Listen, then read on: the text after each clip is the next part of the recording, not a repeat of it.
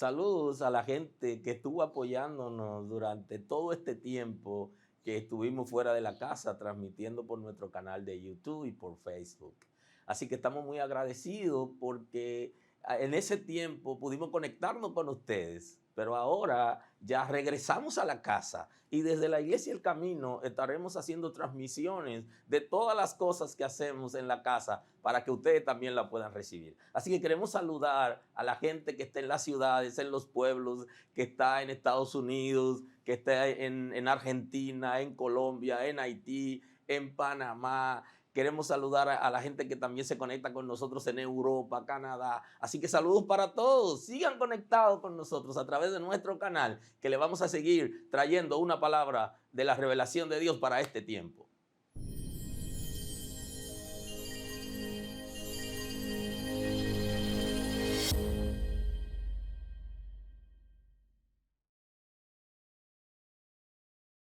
Señor, gloria damos a tu nombre.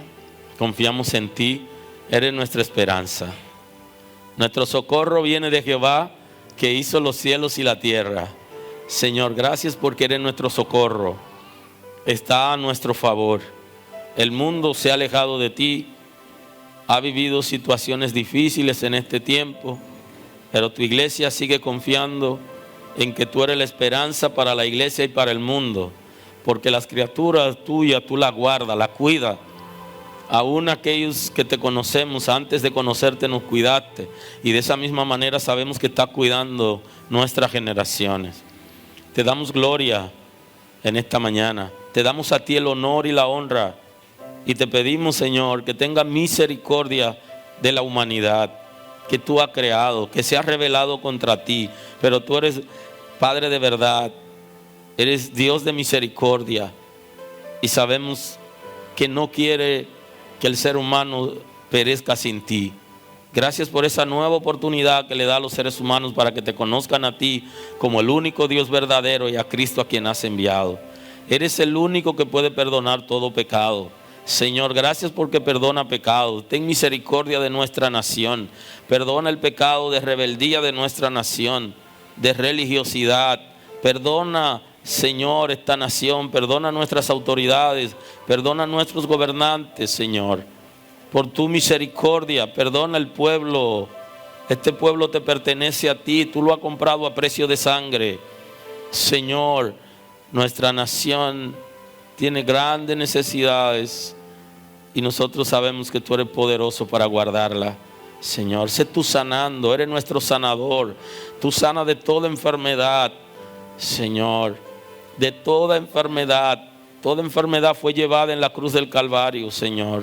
Somos sanados por tu llaga, Señor. Tú has pagado un precio por nuestros pecados y por nuestra paz. Te damos la gloria. Imploramos, Señor, misericordia en favor de aquellos que están internos, Señor, y que no pueden respirar, y que los médicos no pueden hacer nada por ellos. Aun cuando le ponen los medicamentos, Señor, y el oxígeno, no pueden reaccionar. Dependen de ti, nosotros dependemos de ti. Eres nuestra confianza, eres nuestra esperanza. Eres todo para nosotros, Señor. Te damos la gloria en este tiempo. Ten misericordia de los médicos, de las enfermeras, del personal administrativo de los hospitales, del personal de servicio. Oh Padre Santo, ten misericordia, da vida. Guárdalo a ellos y su familia, porque ellos están dando el 100%, saben el riesgo que corren, pero no han abandonado la sala de los hospitales en medio de esta crisis. Sé con ellos, Señor. Visítalo con misericordia y dale vida, Señor, para que puedan seguir sirviendo. Son siervos tuyos que están apoyando a la humanidad en medio de esta crisis. Eres poderoso para salvarlo, para sanarlo, para guardarlo. Guarda, Señor, en este tiempo. Eres poderoso. Oh, Señor, ten misericordia de esta humanidad. Ten misericordia de nuestra ciudad. Ten misericordia de nuestra nación. Trae salvación, Señor. Que muy pronto haya un antídoto, Señor, para esta enfermedad y que puedan alcanzar a los más pobres.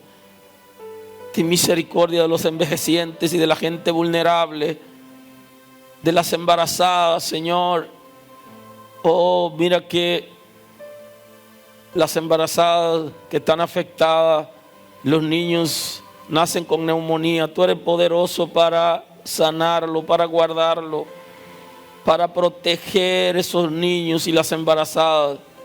Conforme a tu misericordia, Señor, decretamos salud, que nazcan fuertes, sanos. Trabaja en su sistema respiratorio en el nombre de Jesús. Por tu misericordia, poderoso eres, Señor. Gracias porque está pendiente, Señor, de nuestras peticiones, porque no desampara a tu pueblo. Gracias por lo que hacen las iglesias. Guarda las iglesias, que no seamos fuente de propagación de virus, sino que nos manejemos con prudencia en este tiempo. Guarda, Señor, por tu misericordia. Guarda a nuestros ancianos y personas vulnerables, tus hijos, Señor. Gracias. Gracias por lo que hace entre nosotros. Despierta hambre, despierta sed de ti en este pueblo, Señor, en esta nación. Que te puedan buscar a ti, que abran sus corazones para servirte, Señor. Trae salvación y perdón de pecados, trae sanidad y fortaleza, guianza, confianza y esperanza, Señor. Danos la sabiduría, Señor, como pueblo, para ser respetuosos los unos de los otros y de las autoridades. Gracias, Señor. Aleluya.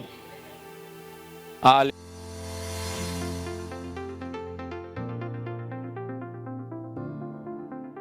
Dios bendiga. Somos el Departamento de Familias de la Iglesia El Camino, compuesto por los ministerios de parejas, hombres y mujeres. Tenemos una propuesta interesante para ti cada viernes en nuestro canal de YouTube Iglesia El Camino RD. Parejas, hombres, mujeres y toda la familia tendrán edificantes temas para su desarrollo espiritual. Recuerda, si necesitas soporte o consejería en el Departamento de Familias de la Iglesia El Camino, estamos dispuestos a ayudarte a través de nuestros contactos. Porque en Dios serán benditas todas las familias de la tierra.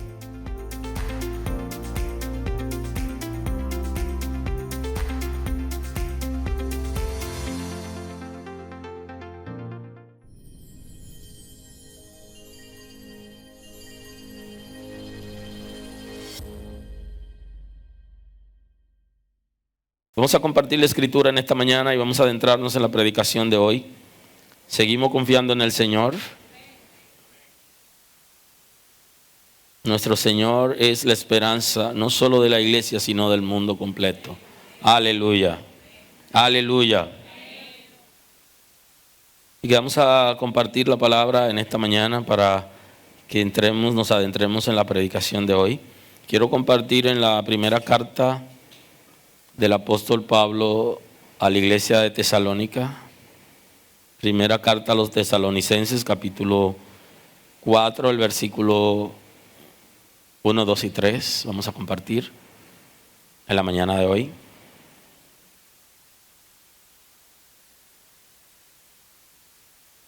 Y así comenzamos. Hoy hablamos de la sexualidad en el nuevo pacto, que es el tema que hemos venido hablando hace unos días, la segunda causa de distracción, y ahora vamos a hablarlo en el nuevo pacto. Nuestra próxima entrega, ya ahí estaremos hablando del matrimonio, y quiero tener con ustedes también unas predicaciones acerca del divorcio desde el punto de vista de la Escritura, para estos tiempos y la responsabilidad de la iglesia frente al divorcio, cuál debería ser nuestra actitud. Y todo eso vamos a conversar en términos general amplio en nuestras próximas entregas. Así dice el texto de hoy en la primera carta a los tesalonicenses, capítulo 4, el versículo 1. Leemos en el nombre de Jesús. Por lo demás, hermanos, os rogamos y exhortamos en el Señor Jesús, que de la manera que aprendisteis de nosotros, como os conviene conduciros y agradar a Dios, así abundéis más y más.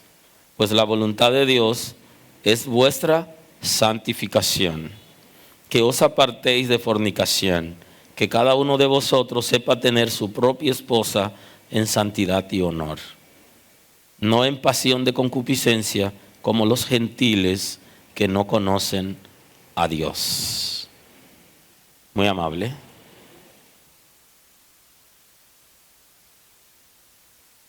Así que hoy vamos a seguir conversando acerca de la segunda causa de distracción. Hablamos en la primera causa de distracción, hablamos del dinero. Ya esas predicaciones la están subiendo ya. Ya esta semana, los que no participaron en ella, ahí tenemos una miniserie acerca del amor al dinero y del comportamiento de la iglesia frente al dinero y de los creyentes en términos general. Hay una ligera diferencia, considerable diferencia es la palabra, entre la sexualidad en el antiguo pacto y en el nuevo pacto. Inclusive en el nuevo pacto, la escritura es un poquito más fuerte que en el antiguo pacto. Para los que estaban pensando que el nuevo pacto es mucho más ligero que el antiguo pacto, ya tendríamos que hacer una predicación comparativa para analizar el antiguo pacto en general y el nuevo pacto en función de los principios. Pero hoy analizamos un aspecto en particular. En función de los principios, ustedes saben que hay facilidades que nos dan en la gracia que en la ley no nos dieron. Pero hay cosas que en la gracia son un poquito más fuertes que en la ley. Y justamente una de las dificultades ahí para algunas personas que se quejan de la gracia con relación a la ley es el fundamento del amor, que el mandamiento de la gracia está basado en el amor. Y entonces el amor aquí es mucho más estricto que el concepto de amor en el antiguo pacto. Porque en el antiguo pacto de hecho se permitía la guerra, la venganza, y había una ley que estaba, un principio que estaba dentro de la ley, que era una ley ya conocida universalmente, no solo en Israel, que es la ley del talión, ojo por ojo y diente por diente, o sea que la gente tenía posibilidad para vengarse. Pero aquí es un asunto de amar, de tolerar, de soportar y de cuidar.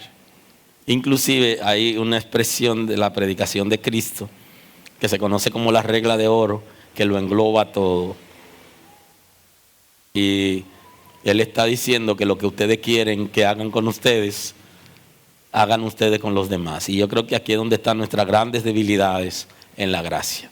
que a mí me gustaría que me den un trato preferencial, exclusivo, que no me griten, pero yo no necesariamente hago eso, sino yo hago lo contrario. Inclusive en nuestra nación hay una serie de proverbios interesantes y uno de ellos dice que el que le gusta que le den no le gusta dar. Y el que le gusta hacer bullying es muy sensible cuando le hacen bullying. O sea que aquí, según esos proverbios de nuestra nación, aquí somos al revés.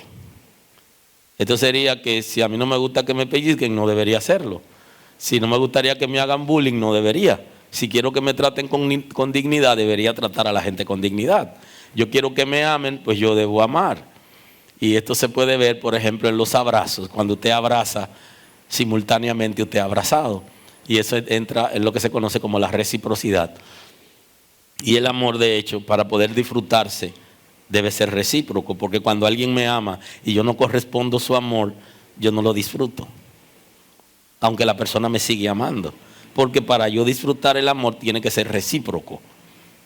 El amor no necesariamente es recíproco para existir, pero para poderse disfrutar sí, porque aún sin la reciprocidad sigue siendo amor y extraordinario. Y esas cosas interesantes pudiéramos un día compartirlo acerca de la ley y de la gracia, cómo funcionaban esos aspectos. Ahora, lo que nos toca hoy es observar que entre el antiguo pacto y el nuevo pacto hay ciertas diferencias con relación al tratamiento del pecador y con relación a la sexualidad. Hay una gama de expresiones que traen diferencia. ¿Cuál es el trato del pecador en el antiguo pacto?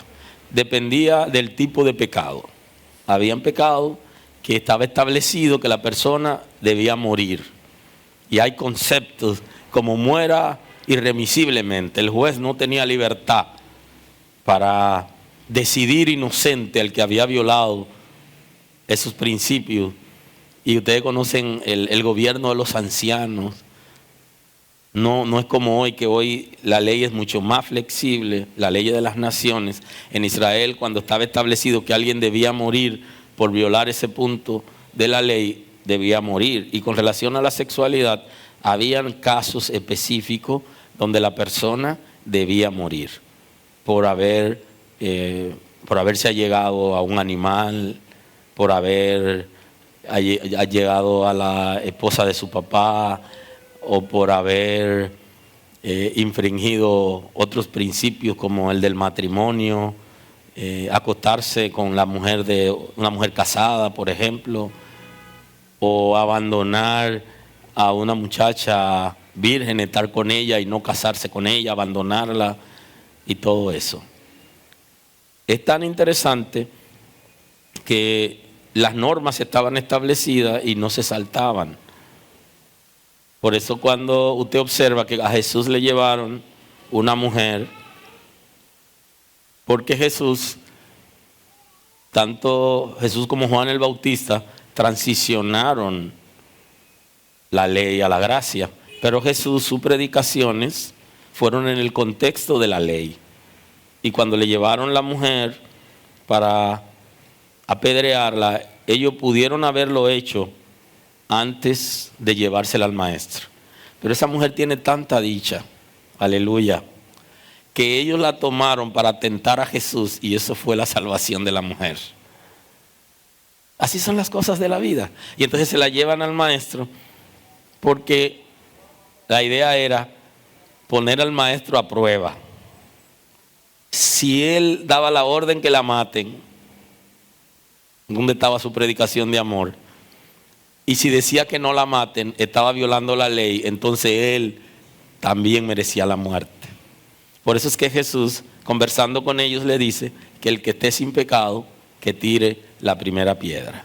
Y como habían ancianos en el grupo, de acuerdo al de mayor edad, se fueron retirando uno a uno, incluyendo los más jóvenes. Y luego el Señor le dice a la mujer: ni yo te condeno. ¿Dónde están? Se fueron, maestro. Ni yo te condeno. Vete y no peques más. O sea, aún en ese contexto de la ley, le dieron la oportunidad, porque los ancianos del grupo estaban autorizados para lapidar a la mujer, para destruirla, producto de ese pecado, porque había sido establecido en Israel para que la gente respetara, para que todos los que violen la ley se den cuenta que él le esperaba. Pero ese caso era exclusivo cuando era la mujer. Si era el hombre, tenía la libertad para elegir varias mujeres. Y ya eso lo vimos, cómo se reguló, cuáles no debía. Y una de las que debía respetar era la que estaba casada, que sí incurría en pecado. En el Nuevo Pacto vimos la predicación anterior que habla de la dignidad de la mujer, que ese tema también lo vamos a trabajar en nuestra próxima entrega. Entonces aquí ya la mujer en el Nuevo Pacto recobra la dignidad que tenía Eva al principio cuando Dios la creó antes de pecar. Y como Dios ha restablecido en el Nuevo Pacto por el sacrificio de Cristo la dignidad de la mujer, entonces todas las cosas ahora son diferentes. Por eso es igual para el hombre como para la mujer cuando es infiel en el Nuevo Pacto, porque Dios ha restablecido por el sacrificio de Cristo en la cruz del Calvario la dignidad de la mujer. Y ahora tanto el hombre como la mujer, tanto el varón como la hembra, tienen las mismas dignidades como cuando el Señor creó a Adán y a Eva. El tratamiento para el pecado en el Nuevo Pacto es un poquito diferente en el sentido de que ya no se mata a la gente. Y esto es sumamente importante que estemos claros. A los homosexuales en el Antiguo Pacto había que lapidarlo, morían. Hoy no es así. Hoy hay que darle la oportunidad para que ellos conozcan a Cristo o que vivan su vida libremente como quieren vivir, porque el Señor ha adoptado a la gente de libre albedrío. Entonces no es correcto que la iglesia persiga a los pecadores con el propósito de destruirlo, porque no es la dinámica del Nuevo Pacto. No estamos en la ley.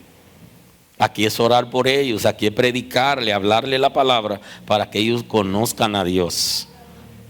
En la ley era totalmente diferente. Y en la iglesia el tratamiento del pecado tiene su ligera diferencia también con el pueblo de Israel. Y es que la iglesia lo que hace que disciplina, y ese es un tema que también debo trabajar más adelante, lo que se conoce como la disciplina eclesiástica, un concepto que debemos trabajar. Entonces se habla aquí ya de un modelo de disciplina de la iglesia que viene seguido por las reglas que Cristo puso, cómo debe tratarse a las personas en cada caso. Y lo veremos en un momento. En el Antiguo Pacto había un gobierno teocrático, o sea, la iglesia y el Estado estaban en unidad y las normas que regían en el Estado eran las normas del cielo, y por eso la teocracia. En nuestras naciones hay una ley, hay un gobierno que es independiente de la iglesia, y la iglesia tiene un gobierno local que no está por encima de las leyes del Estado. Por eso ninguna medida que se tome en la iglesia debe estar por encima del derecho que tienen los ciudadanos. Ahora existe una normativa en las iglesias que es lo que se conoce como la disciplina eclesiástica, que es un proceso de restauración que deben vivir las personas cuando han incurrido en alguna falta. Pero la iglesia no puede ponerle una disciplina eterna, o sea, no puede disciplinar a una persona para siempre por haber pecado, excepto que la persona permanezca en el pecado.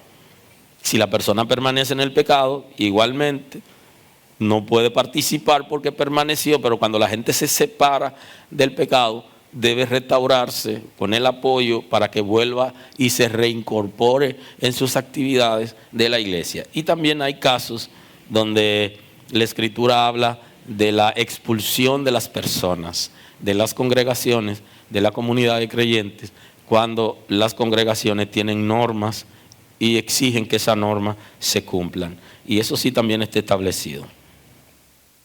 De manera que con relación a esto, no es el tema de hoy de la disciplina eclesiástica, pero quiero compartir el concepto en el Evangelio según San Mateo, porque hoy hablamos de la sexualidad, pero estamos en términos generales introduciendo un concepto en el nuevo pacto y es bueno que compartamos todo esto. Entonces en el Evangelio según San Mateo, en el capítulo 18, el versículo 15, el Señor está estableciendo, Jesús está estableciendo unas pautas acerca del tratamiento de la persona que han incurrido en faltas. Por tanto, si tu hermano peca contra ti, ve y repréndele estando tú y él solos. Ese tratamiento no solamente se trabaja con la persona que nos han faltado a nosotros, sino también que se utiliza para los que han faltado en las congregaciones que tienen alguna conducta desaprobada. Es el mismo tratamiento que se le da. Dice, ve y repréndele estando tú y él solos. Entonces esa segunda parte es importante. Cuando alguien ha incurrido en alguna falta, debe ser llamado la atención de manera personal. Tradicionalmente en la iglesia lo que hace es que la gente se llama a reunión antes de confrontarlo, pero no es el texto bíblico. La expresión bíblica es que la persona sea confrontado personalmente antes de llevarlo a una reunión, para evitar que la persona entre en alguna crisis. Se le da la oportunidad primero y se confronta con la Biblia en la mano. La conducta que tú estás teniendo no es una conducta aprobada en el cielo. Y la vida que tú estás llevando no es la que agrada al Señor. Y tú estás violando tales principios. Sumamente importante. Si te oyere, has ganado a tu hermano. Mas si no te oyere, toma aún contigo a uno o dos, para que en boca de dos o tres testigos conte toda palabra. Entonces, luego sí se debe llamar a una reunión ya con los líderes y oficiales de la iglesia, a una persona que no se ha arrepentido, que se resiste a entender que su conducta no es apropiada. Entonces, es el tratamiento que Jesús manda que se le dé a las personas que han incurrido en alguna falta, cual fuere, incluyendo el pecado sexual. O sea, que pueda darle la oportunidad a la persona para que sea restaurado en el Señor, para que se vuelva a Dios y se aparte de ese tipo de conducta. Si la persona no escucha, ¿verdad?, ya en esa reunión, entonces hay un siguiente tratamiento que es el tercer paso.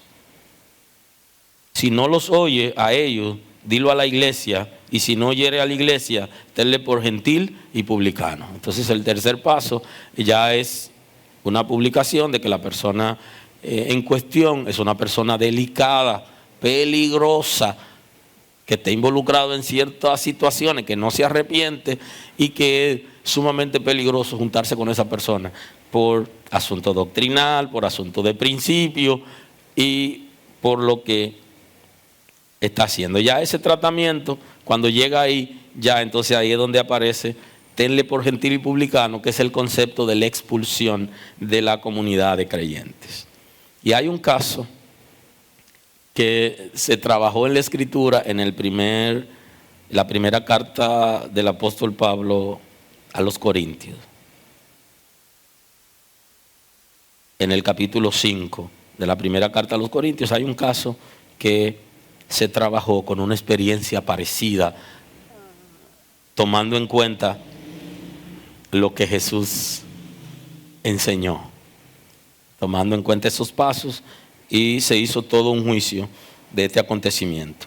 Voy a leérselo a grosso modo para que estén en contacto con el texto bíblico, la medida que se tomaron y todo eso, y luego vuelvo a mi texto de origen de hoy, para ver qué tanto podemos avanzar hoy en esta introducción de la sexualidad en el nuevo pacto. Entonces dice, de cierto se oye que hay entre vosotros fornicación. Ese es el concepto, está en 1 Corintios 5, yo le dije capítulo, versículo 1 en adelante. De cierto se oye que hay entre vosotros fornicación, y tal fornicación cual ni aún se nombra entre los gentiles, Por tanto, que alguno tiene la mujer de su padre y vosotros estáis envanecidos.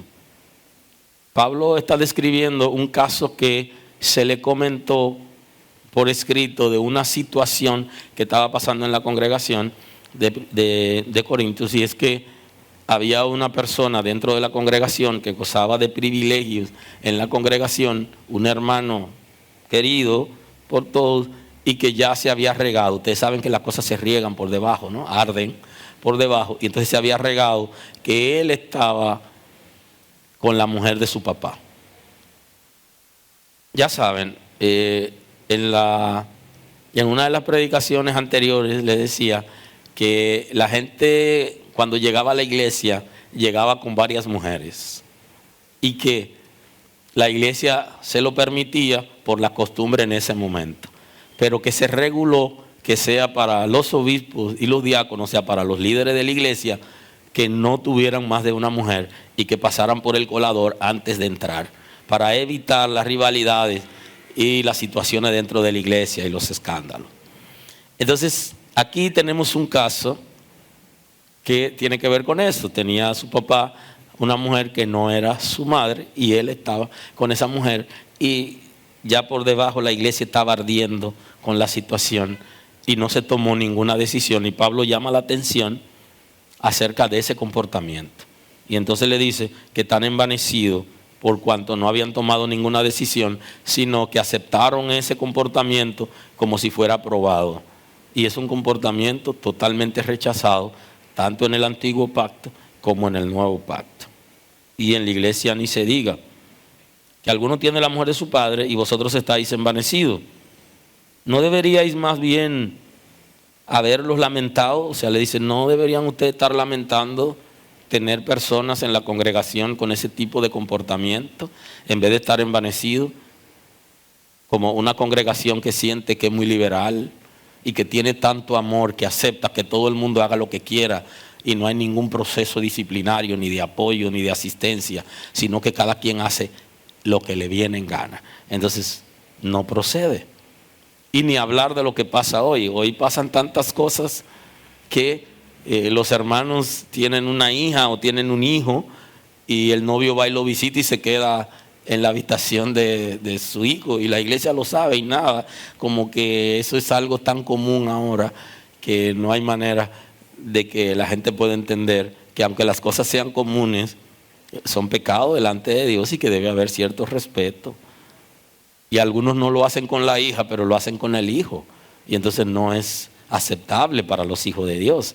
Entonces esas cosas envanecen a los creyentes como wow, cuánto amor tenemos, que somos capaces de aceptar a esa gente. Entonces, ese concepto de liberalidad, de libertinaje, sería la palabra, lleva a la iglesia por rumbo equivocado y hace que los espíritus de maldad tomen control de las congregaciones en alguna área, porque no se regulan esas cosas y los creyentes no deben aceptar ningún tipo de pecado. Y cuando alguien está involucrado, tiene que arrepentirse y separarse de esa condición y ser restaurado. ¿No debería más bien haberos lamentado para que fuese quitado de en medio de vosotros el que cometió tal acción? Le pregunta Pablo a ellos. Ciertamente yo, como ausente en cuerpo, pero presente en espíritu, ya como presente he juzgado al que tal cosa ha hecho. Se había ya popularizado la persona, lo manejaba todo el mundo, todos los conocían, y Pablo está tomando una decisión desde su ausencia, a la distancia.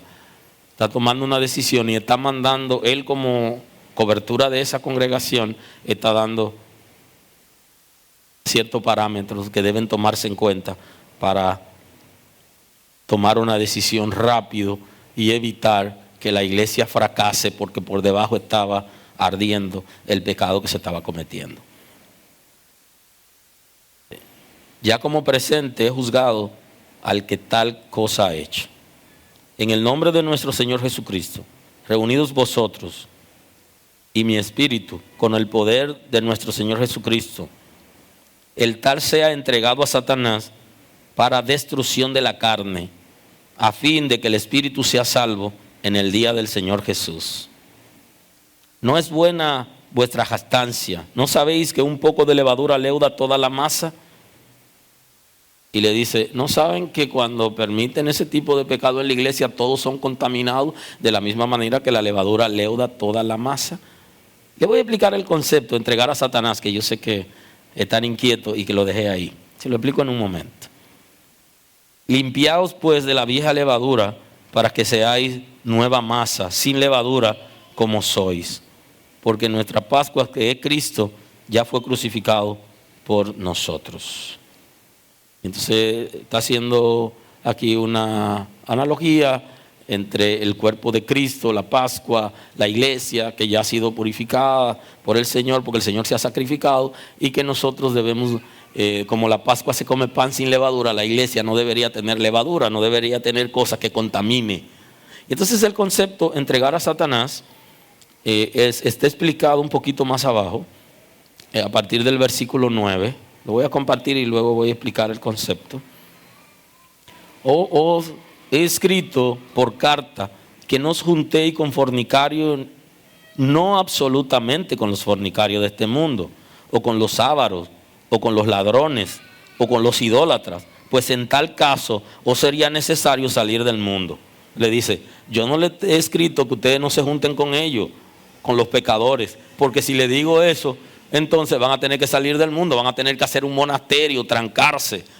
Entonces aquí él explica a qué se refiere cuando dice que no se junten con tales pecadores.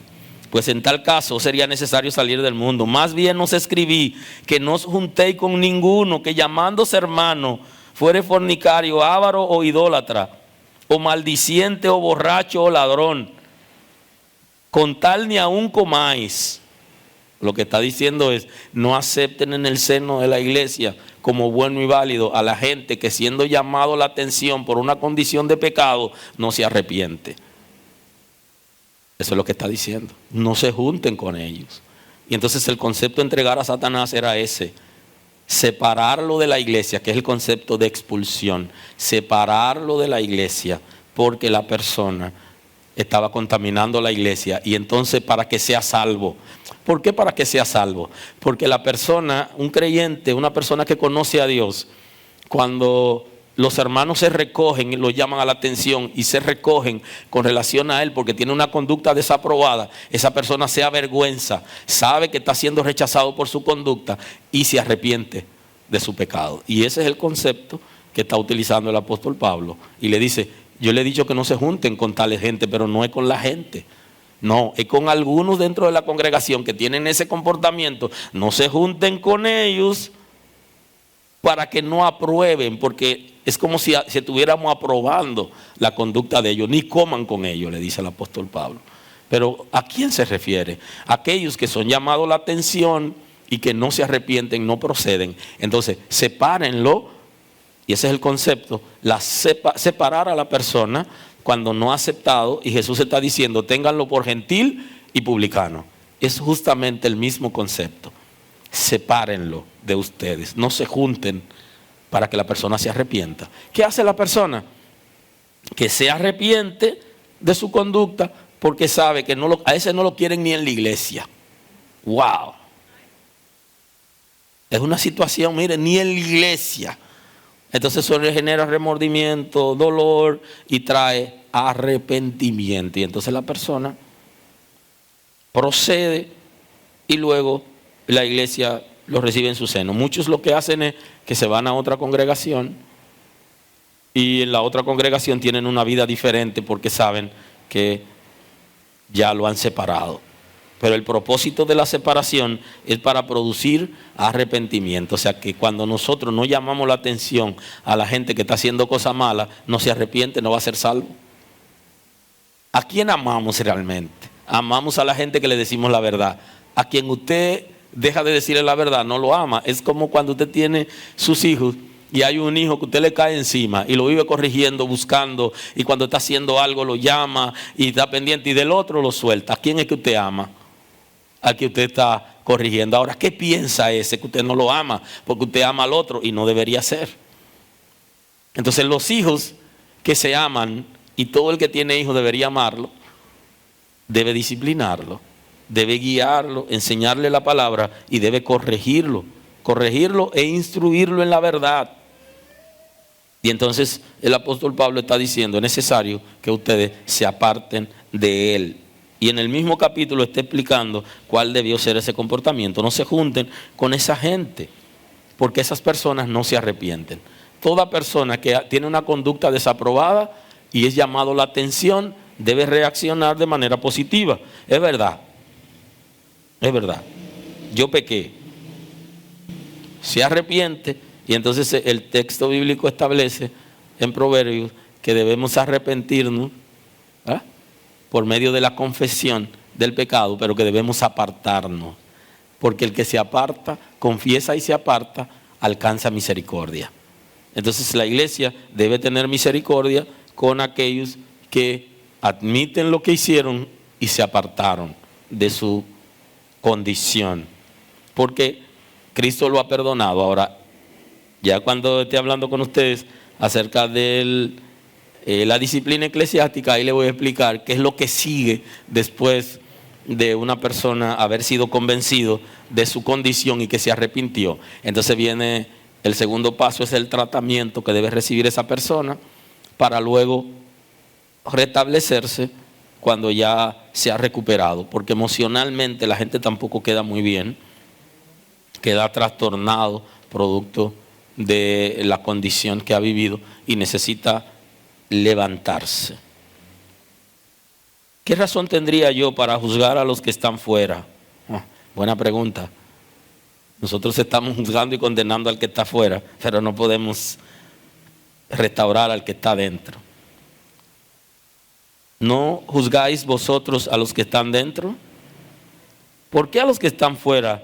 Porque a los que están fuera Dios juzgará. Quita pues a ese perverso de entre vosotros, que es de nuevo la repetición que había dicho antes, de que se lo entreguen a Satanás con el propósito de que sea salvo, de que se arrepienta y alcance la misericordia del Señor. Y vuelvo aquí al texto original de la lectura del principio, a ver si puedo hoy, en esta ligera introducción, poder compartir una partecita interesante. Dice en 1 Tesalonicenses 4, en el versículo 1, dice: por lo demás, hermanos, rogamos y exhortamos en el Señor Jesús que de la manera que aprendisteis de nosotros, como os conviene conduciros y agradar a Dios, así abundéis más y más. Entonces aquí el apóstol Pablo está escribiendo a la iglesia de Tesalónica y le está hablando acerca de las cosas que le había enseñado, que él le había enseñado a la iglesia, los principios que le había enseñado por él mismo y el comportamiento que él también había tenido frente a ellos. Y le dice, esas cosas tienen que abundar cada vez más. ¿En qué cosas tenemos que abundar los creyentes? En los principios del reino, en la palabra de Dios, en aquella cosa que hemos aprendido, a ser fundamento y ser fuerte en esos principios, para evitar que el enemigo encuentre partida en nosotros, que encuentre espacio en nosotros y que vaya a ponernos trampa, alguna cáscara de guineo que nosotros vayamos a resbalar. Mientras más fuertes somos, más fácil podemos resistir los ataques de nuestra propia naturaleza concupiscente, y los ataques también del enemigo. Porque nosotros tenemos una naturaleza que su deseo es que nosotros respondamos a sus intereses y que la solución a las cosas que se presenten no sea de acuerdo a los principios del reino, sino de acuerdo a lo que ella quiere, que siempre es contra lo que Dios ha establecido. La respuesta que sea contraria a Dios es lo que quiere la concupiscencia, que de hecho aquí habla de ella. Pues la voluntad de Dios es vuestra santificación. Y aquí debemos estar claros. Hay cosas que le pedimos a Dios que debemos estar claros que no son la voluntad de Dios y que nunca deberíamos pedir porque son contra principio. ¿Y cuál es la voluntad de Dios? Agradable y perfecta. Que nosotros seamos santificados. Ustedes saben que la santificación es progresiva. La santificación en términos generales, el Espíritu Santo va a limpiarnos inclusive del pecado del pasado en la santificación, pero en la santificación progresiva tenemos la oportunidad para ir confesando nuestros pecados cada día e ir creciendo en el Señor e irnos limpiando a partir que tenemos conocimiento de la palabra de Dios.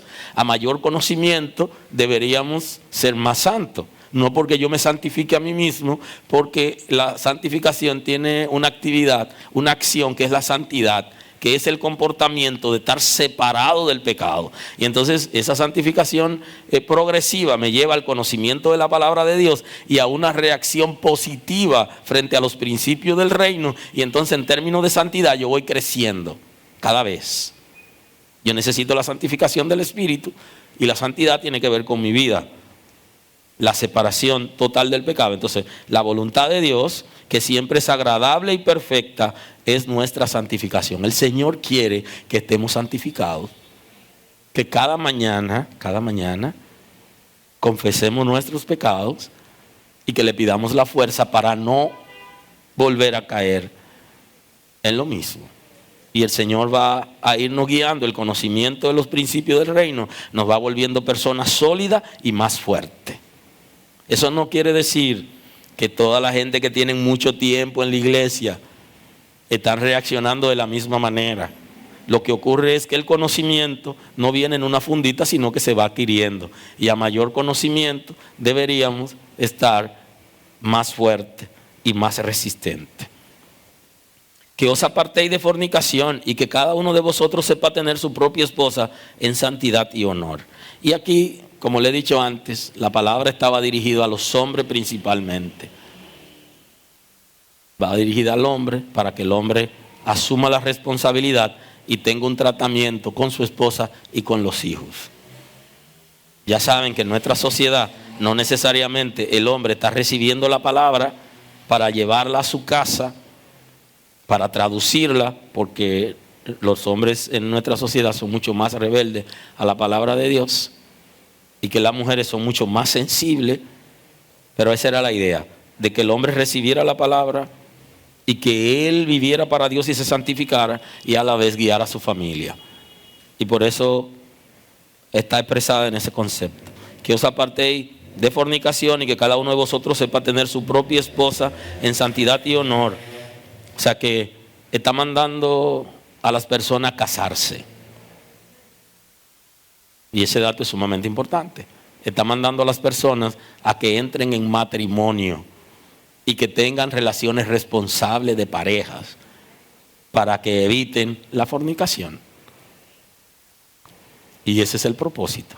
Le dice, deben casarse. Y en otro caso, el apóstol Pablo está diciendo que deben casarse en vez de estarse quemando. Ya saben que hay toda una discusión de los discípulos de Cristo con relación al matrimonio. Ahora Pablo, en la primera carta a los Corintios, el capítulo 7, que es un capítulo que vamos a manejar en esta predicación de la sexualidad en el nuevo pacto, lo vamos a manejar completo, pero hoy quiero introducir ese capítulo en esta predicación. En cuanto a las cosas que me escribisteis, bueno le sería al hombre no tocar mujer, pero a causa de las fornicaciones, cada uno tenga su propia mujer y cada una tenga su propio marido. Aquí es más universal. Le dice, para evitar las fornicaciones, el concepto de estarse quemando, que las mujeres tengan su propio marido y que los hombres tengan su propia mujer. Está diciéndole a la gente de las congregaciones, a los creyentes, es bueno que se casen y que no estén solos. Claro, para casarse, primero hay que tener edad para casarse. Segundo, hay que tener solvencia económica para sostener una familia. Eso hay que estar claro con eso. No vamos a casarnos y ya. Y aunque hay padres que sí, que quieren hacer una casa de varios niveles para que cada hijo viva en una casa, se la amueblan y lo van a mantener y todo, pero ese no es el concepto bíblico. El concepto bíblico es que el que se casa se separa de su padre, se une a su mujer y que es una sola carne. O sea que tiene que asumir su responsabilidad y que tiene que trabajar desde antes de tener novia para que pueda sacarla a comer. Sí, porque ¿con qué la va a sacar a comer? ¿Con qué le va a brindar helado? Y las mujeres de esta generación son muy inteligentes. No se enamoran con el hígado, sino con el corazón y con la vista. Y usan la cabeza. Y entonces le gusta a un muchacho, pero ese muchacho no tiene ninguna responsabilidad ni tiene futuro. Ellas se mueren con ese amor por dentro normal, pero no se casan con él porque no hay solvencia. Pero la Escritura está mandando a casarse. Y el hombre en nuestra sociedad no está asumiendo responsabilidades, pero la Escritura le da una responsabilidad al hombre de sostener su familia. Y el que tiene una esposa que puede trabajar y lo ayuda, que dé gloria a Dios, pero su responsabilidad es que él pueda sostener su familia y debe casarse cuando él esté en capacidad de sostener su familia. Es lo correcto. Y le está diciendo que es necesario que se casen. Eso generó toda una discusión con los discípulos porque ellos le dijeron al Señor que de acuerdo a las nuevas exigencias, refiriéndose a la enseñanza de Cristo que serían en el nuevo pacto, le dice, pero si es así, bueno le sería al hombre no tocar mujeres. Es la discusión, pero si es así como tú estás planteando, a partir de ahora es mejor que ni nos casemos. Y entonces le dice el Señor, no se casa, no deja de casarse el que quiere, sino el que esté en capacidad de ser eunuco. Y entonces ahí es que le explica el concepto de ser eunuco, de lo que nacen, de lo que se hacen por el reino de los cielos, de lo que se hacen por los hombres, y el que no es eunuco, que vaya pensando en casarse. Por eso las madres deben asumir un desafío con los hijos y las hijas. Cuando llegan a cierta edad, que trabajan, que son profesionales, que ya tienen posibilidad de casarse, deben hacer como hacen las palomas, que sacan a los palominos, los suben al aire y los sueltan para que se defienda. Y cuando se están ahogando, van corriendo y lo buscan y otra vez lo suben y lo sueltan hasta que aprenden a usar las alas y vuelan. No es correcto que nos quedemos con los hijos en la casa más allá de las oportunidades de que se casen. Hay que incentivarlo, no se apropie que no son suyos, tiene que dejarlo volar con alas propias, tienen que hacer su vida. Las hijas también tienen que casarse, tienen que tener la oportunidad de tener su propia familia. Entonces hay que decirle, cuando tienen la edad apropiada, decirle, ya es tiempo, comienza a buscar. ¿Y qué, mi hija? ¿Tú no encuentras, ninguno te agradan de los que están en la iglesia? Pero yo vi a fulano detrás de ti, él parece un buen muchacho. Hay que avivarlo, o sea, ya llegó el momento. No podemos, si no son eunucos, ahora si son eunucos, ya usted sabe que su hijo es eunuco, que no se va a casar y entonces usted no lo puede obligar porque él es eunuco. Ahora hay pocos eunucos ahora, ¿no? Aleluya. Entonces hay que empujarlo. Entonces esa gran discusión se parece un poquito aquí a lo que está planteando el apóstol Pablo. Ya veremos esa discusión de Jesús y sus discípulos más adelante. Que cada uno de vosotros sepa tener su propia esposa en santidad y honor, no en pasión de concupiscencia como los gentiles que no conocen a Dios. Entonces aquí está explicando cuál es el comportamiento de los gentiles, que es el mismo concepto que utilizó Jesús para decir, tenlo por gentil y publicano. Ténganlo por no creyentes, por personas infieles, que tienen relaciones sin responsabilidad. Y por eso él habla de pasión de concupiscencia. Y entonces está mandando, asuman responsabilidades, casándose, bien casados, y vivan en dignidad, en una relación de pareja sana, en dignidad. Y no como los gentiles, que son guiados por su naturaleza concupiscente, esa naturaleza caída que heredamos de Adán y que nosotros luchamos para controlarla. Los gentiles, o sea, los no creyentes, los pecadores, los que están fuera, viven abiertamente de acuerdo a su concupiscencia. ¿Y cuál es el concepto aquí? no se casan con la muchacha, pero continuamente están en el pecado sexual. Tienen fornicación continuamente y no se casan. Y no tendrán la necesidad de casarse y de establecer un hogar, porque cuando tienen necesidad, que es fisiológica, abiertamente, van y buscan una pareja o tienen pareja solo para eso, sin compromiso. Entonces está diciendo no, que cada uno y cada una, establece el capítulo 7, se case, tenga su pareja y vivan en honor y que sean el uno para el otro, que ella sea para él y que él sea para ella. Eso es lo que está estableciendo el texto bíblico, para evitar el pecado sexual, que es lo que la Sagrada Escritura está trayendo en prevención, porque la Escritura previene, dándonos la enseñanza para que evitemos el pecado y que no entremos en desgracia en la presencia del Señor. Bien, como ustedes saben que tenemos por estrategia, ¿verdad?, un tiempo determinado para cada reunión. Ya voy a entrar en la parte final a ver si logro hacerlo. Y como nos volveremos a ver, pues ya seguimos ahí hablando las otras cosas que faltan. Entonces, el pecado va a afectar no solamente nuestras vidas, sino que también va a afectar nuestro futuro. Y por eso es que hay tantos hijos sin padre. Y usted se pregunta, ¿cómo hijos sin padre? ¿Alguien lo engendró? Sí, pero la gente no quiere asumir responsabilidad.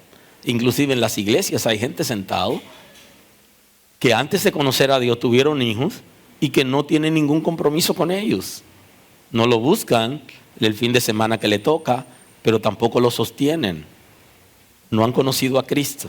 Diría uno, no han visto a Cristo ni de lejos, porque están viviendo igual que vivían cuando estaban en el mundo, de la misma manera. No tienen ninguna responsabilidad ni ningún cuidado. Y ese pecado, el pecado de la sexualidad, de la fornicación, por eso hay tanto aborto. Porque según las estadísticas, los abortos de las personas casadas que deciden abortar es mucho menor que de las personas que no están casados. Es altísimo de los que no están casados. Porque como no están casados, no quieren asumir responsabilidad y entonces se están mandando a la mujer a abortar. Y ocasionalmente, sin que ella se dé cuenta, ellos le dan a tomar medicamentos para abortar. Y esa dinámica viene por el pecado sexual. Daña la vida, el futuro, y nuestros jóvenes que están aquí y adolescentes deben saber eso, que tienen que entrar en abstinencia hasta que se casen, que muchos no pueden terminar la carrera universitaria porque tuvieron hijos antes de tiempo, tanto la muchacha como el muchacho, y luego tienen que dejar la universidad para irse a trabajar, para sostener sus hijos. Y creo que este también es un comportamiento que se da en las iglesias, que fácilmente un muchacho embaraza a una muchacha de la iglesia y no se casa con ella, ni se quiere casar. Y la iglesia, bueno, él no quiere casarse. No, la iglesia debe tomar una medida disciplinaria. Y el concepto aquí que aparece, que dice el apóstol Pablo, pero si embarazó a la muchacha y no se quiere casar, ¿cuánta más va a embarazar en la iglesia? ¿Cuánto usted cree? Y no se quiere casar. Estuvieron juntos pero no la amaba. Papá, hay más iglesia para que te salve. Y eso es lo que está diciendo el texto bíblico, y ese es el concepto de la disciplina. De llamarlo y decirle, bueno, pero usted se enamoró de ella porque usted estuvo con ella, y ahora ¿qué pasó? No, que entonces, que ella. No. Si se queda en la iglesia y no se toma ninguna medida, prepárense, que la próxima hija va a ser la suya que van a embarazar, y le va a decir lo mismo. Porque ya sabe que la iglesia es flexible. Y a eso era que se refería el apóstol Pablo. No se junten con tales personas. Sepárenlo. Pero, ¿y qué va a hacer si ya embarazaste a la muchacha? Se supone que la iglesia tiene que llevarlo, apoyarlo, restaurarlo y que se casen y que tengan una familia y todo, pero que no te he enamorado. Y esto es así. Pero mira, la iglesia le pone la vida fácil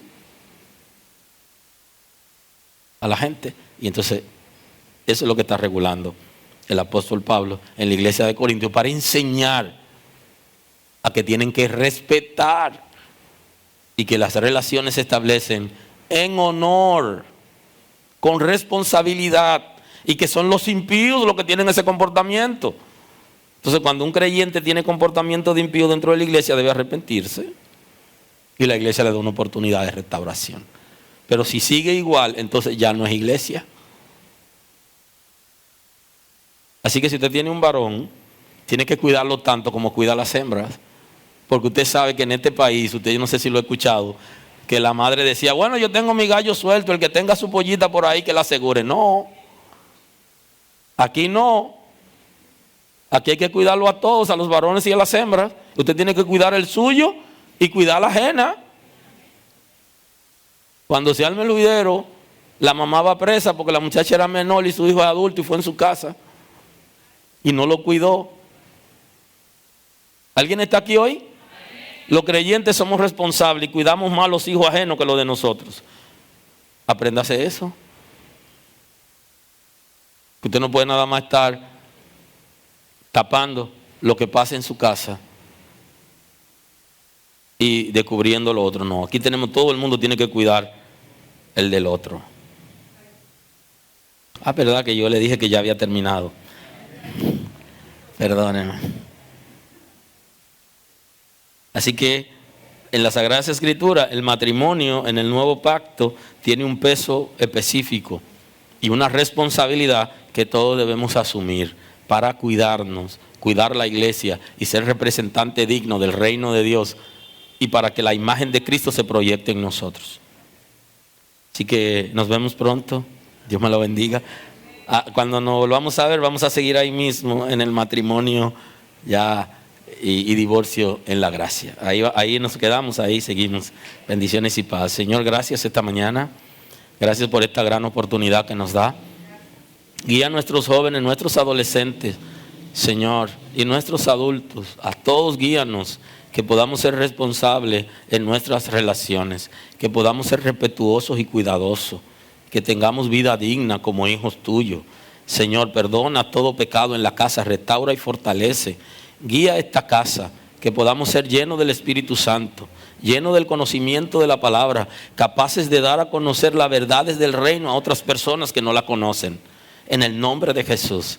Gracias, Señor, porque guarda nuestros jóvenes y adolescentes y le da la oportunidad de tener matrimonio digno, Señor.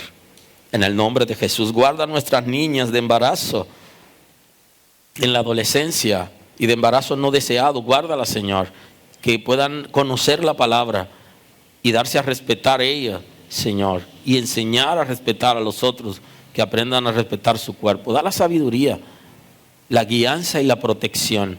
Y guárdanos, Señor, de este tipo de situaciones en esta casa. Trae salvación, fortaleza y danos la sabiduría para manejar ese tipo de conflicto en caso que se presentaren. Gracias porque tú lo haces, Señor. En el nombre de Jesús. Bendiciones y paz. Nos vemos pronto. Gracias por estar con nosotros escuchando la palabra. Hoy es un buen día para que tomes una decisión para recibir a Cristo como tu Salvador. Nosotros queremos estar contigo y apoyarte en el conocimiento de la palabra. Podemos trabajar contigo un curso de estudio bíblico para que puedas conocer a Dios. Hoy es un buen día. Llámanos o escríbenos por WhatsApp y estaremos contigo en este momento. Dios te bendiga.